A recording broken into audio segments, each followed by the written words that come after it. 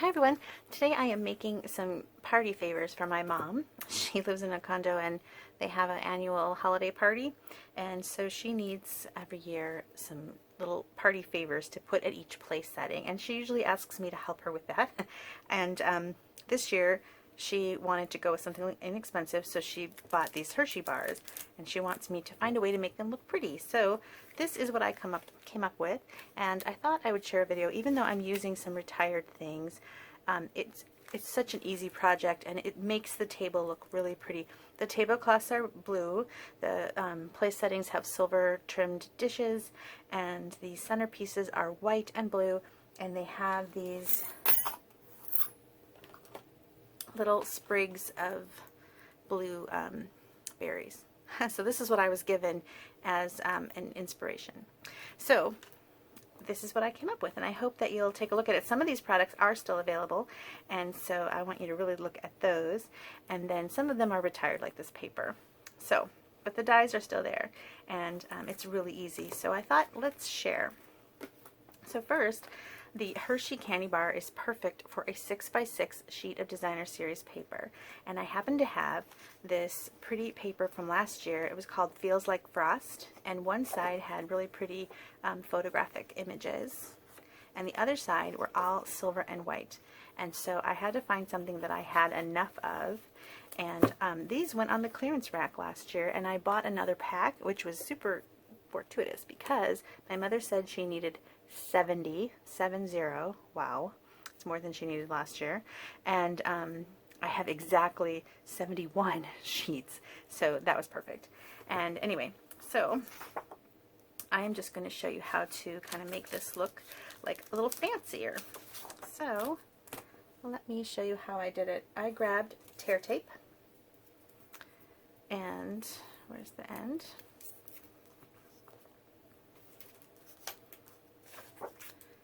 I ran the tear tape. I love using 6x6 sheets because there's less cutting, especially when you have to make 70 of them. That is insane. I don't know what I got myself into. The nice thing is she told me that I have to cut all the pieces and prepare and design it, and that she and her friends are going to, maybe she'll get my dad involved too, are going to put them together. So I just have to cut 70 pieces. I don't have to assemble 70, so that's nice. Alright, so then you're just going to wrap your candy bar. So I kind of put it in the center, put one side in, and then this is the side that I put that tear tape, and I want to make it tight. I don't want it to fall off, but you only need that one piece of adhesive, because it's if you do it tight, see, I'm shaking it, it's not going to fall off. So there's my first wrap. And then I wanted to add some of that blue, and the blue is kind of different than what we have. It's not quite Pacific Point. Pacific Point has a little tiny bit of, I think, green in it, and this is more an old color that is retired, blueberry bushel, and luckily I had some blueberry bushel. I did not have 70 sheets, however, but that's okay because I can do 4 with one 8.5 by 11, and I did have enough for that. So what you're going to do is you're going to cut your 8.5 and 11 in half, like so, and then in half again. So that was 4 1/4, and then in half this way would be 5 1/2.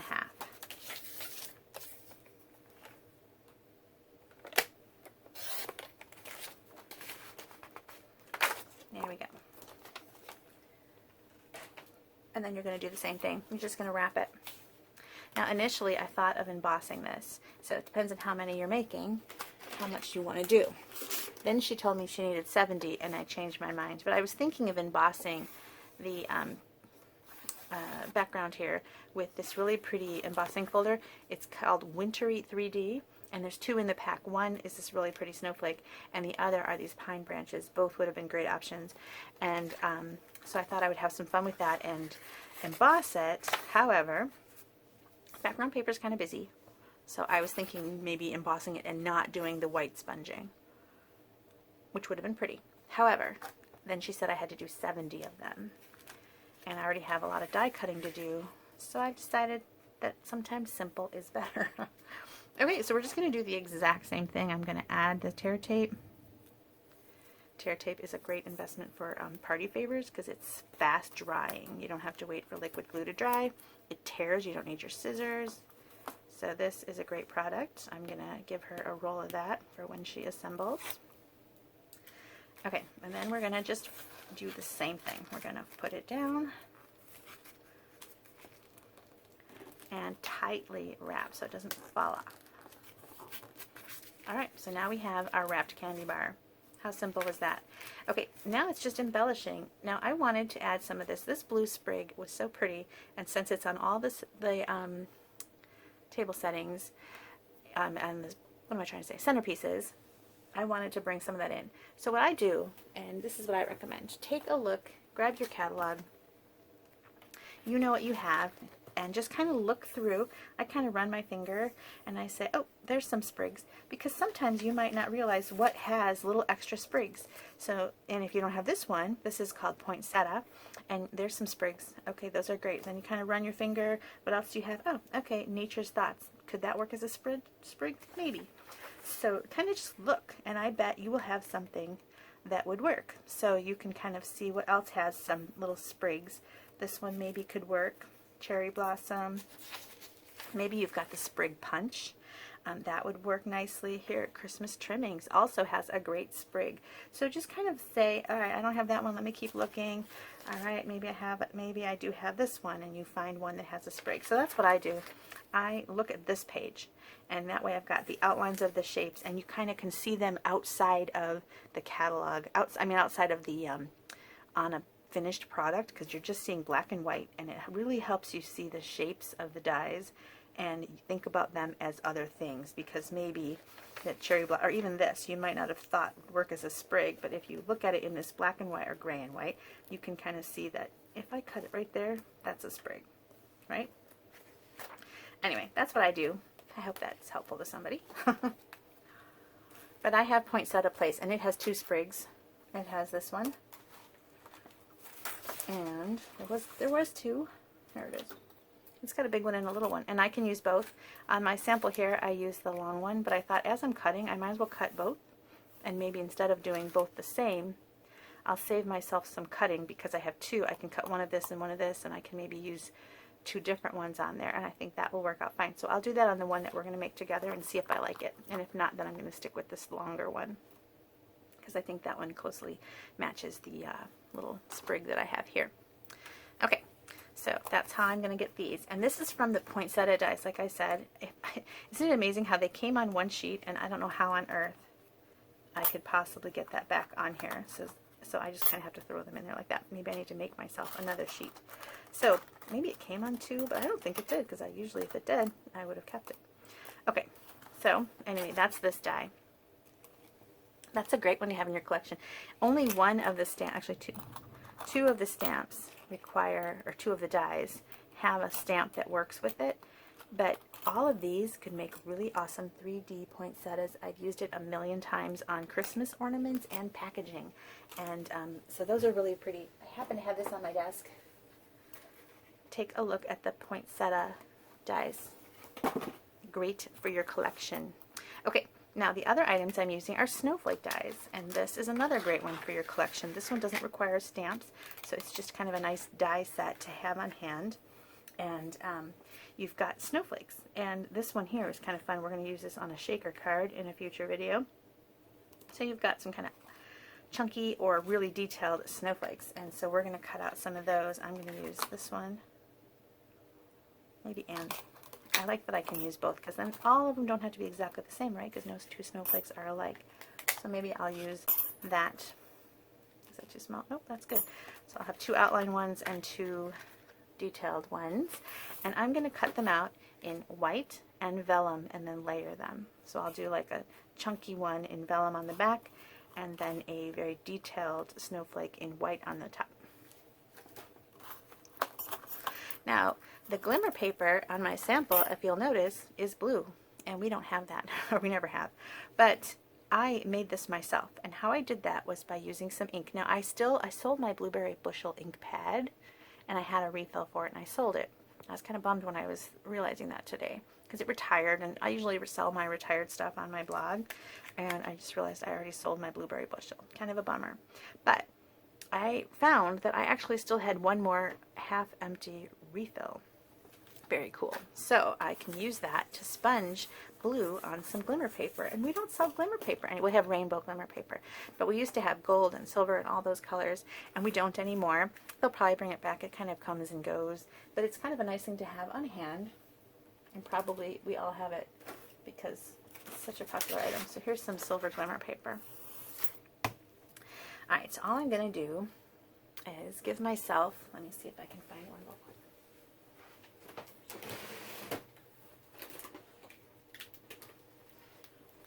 You don't have to use a little thing like this. This is just something that I have. I'm going to throw some ink in there.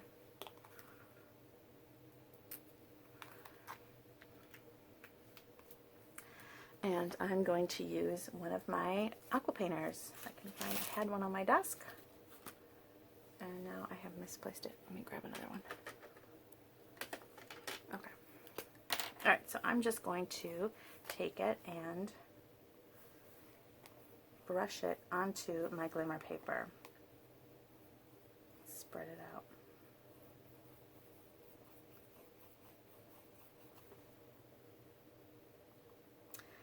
And so if you give the squeezers water in there, I'm going to try to not use a lot of water because I really want it to be a deep color.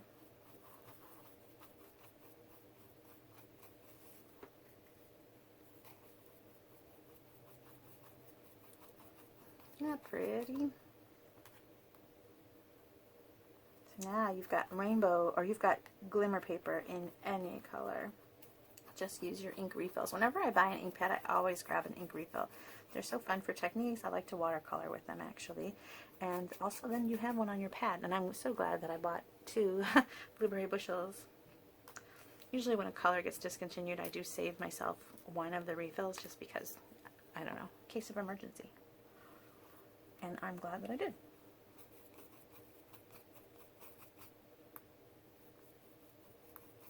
Now you can use a sponge too. In fact, I started that way. I used the sponge and I was kind of trying to pick up some ink, but it's so time consuming and it's lighter and I really wanted the depth of color. So I'm going with my paint method. Now this is kind of not paper, you know, so it takes longer for the ink to dry. It kind of sits on top for a while. And so you're going to want to either set it aside and move on and do another one, or you can use your heat tool if you've got like an embossing heat gun and let that dry, because you do want it to dry because it's going to get your fingers all blue like mine.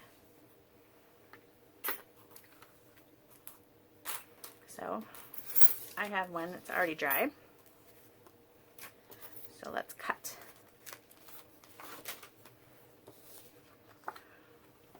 Now this is one I did with a sponge, so you can see it's not as deep, but I think it's still going to be okay and pretty on there.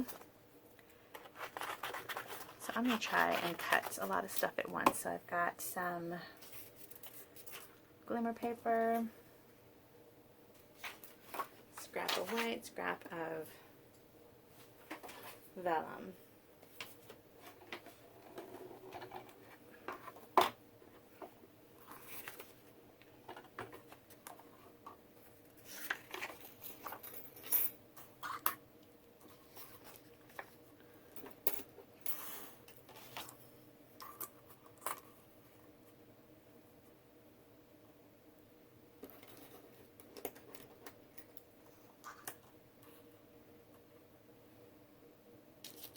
See if I can get all of it in one pass.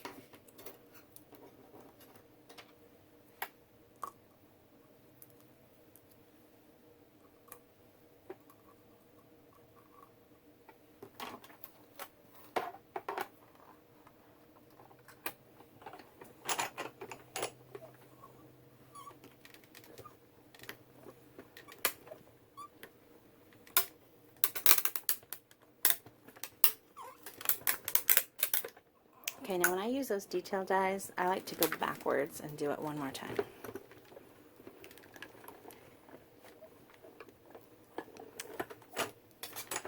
Not always necessary, but since they're in there, I might as well.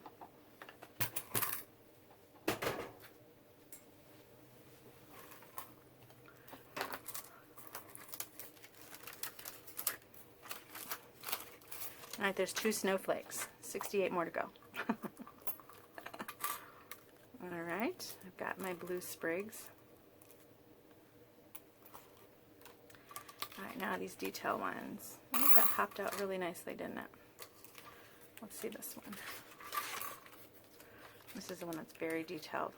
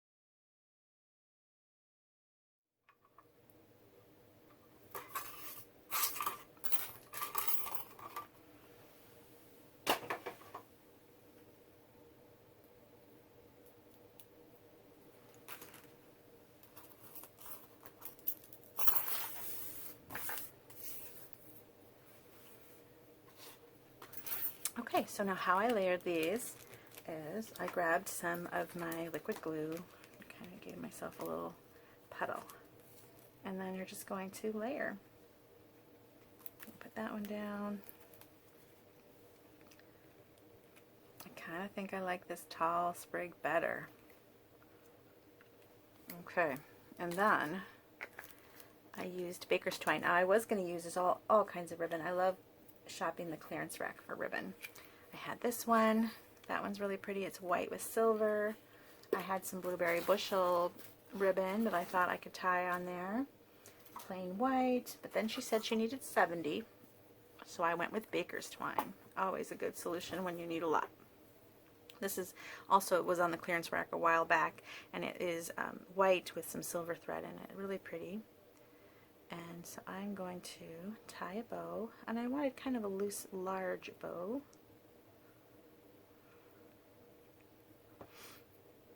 Now the ones that have this threading in it, when you've got 2 colors mixed, they like to curl on you. So my recommendation is to kind of hold it at the knot when you shorten it, and it kind of keeps it a little bit from curling. And then every once in a while you kind of have to do that. Here's my largish loose bow. I'm going to put that in with the glue, kind of in my little glue mess. And I'm going to try and help it to not curl by sticking it in that glue. There we go. Okay, and then I've got my little vellum piece. I'm going to stick that in there. I'm going to use a glue dot just to make my life easy. Glue dots are always a good friend when you're making stuff that you want to dry fast. So I'm going to stick it right in the center, and that'll go down. Now glue dot doesn't want to stay necessarily on liquid glue, but it will eventually. Okay, and then I'm going to use a glue dot on the center of my white snowflake.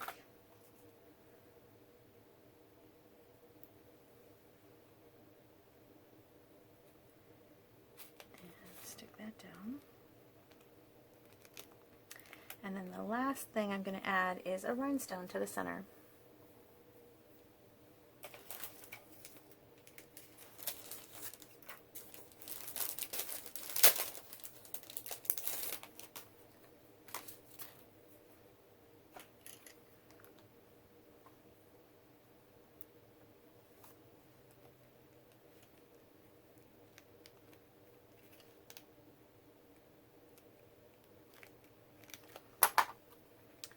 Alright, there is my candy bar sleeve. I hope that you like it. I hope that you will take a look. I think I'm going to go with the long ones. And I'm going to do, this one I did 2 layers of the blueberry bushel to make it darker. And I'm going to do that on all of them, I think, because I like the deeper blue here. And I think I even like the larger snowflake better. Making my life harder, but all the little details matter, right? So I'm going to do the larger snowflake on the ones I'm going to cut for my mom, and I'm going to go with the deeper shade of blue. But very simple, And you can just take a look at what patterns of paper you have. You can add the poinsettias on there if you're going with reds, or just any way to wrap a candy bar. So easy to make a cute little favor to put at everybody's place setting. Gorgeous, right? Hope you like it. Thanks for watching. Bye.